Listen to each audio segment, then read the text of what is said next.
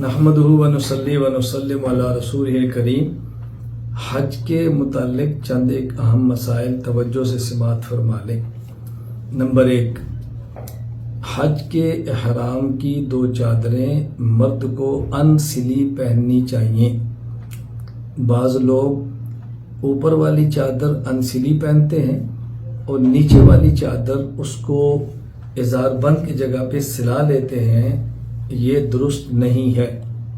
Number 2، احرام کی چادروں کے بعد جو چپل پہننی ہے اس کا جو اوپر کی ہڈی والا حصہ ہے وہ کھلا ہونا چاہیے۔ بعض لوگ چپل ایسی پہنتے ہیں کہ اوپر سے یوں وہ ڈھکی ہوتی ہے، وہ بڑی یا چھوٹی ہو ڈھکن، یہ درست نہیں ہے۔ نمبر 3، جب طواف کریں یا سعی کریں تو یہ جو شخص چل سکتا ہو، چلنے پہ قدرت رکھتا ہو، اس کو پیدل چل کر طواف یا سعی کرنا چاہیے۔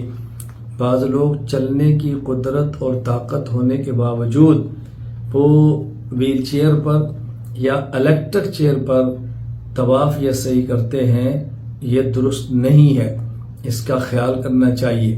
نمبر 4، احرام کی حالت میں اپنے چہرے پر ماسک نہیں لگانا چاہیے، نہ ہی مرد کو نہ ہی عورت کو۔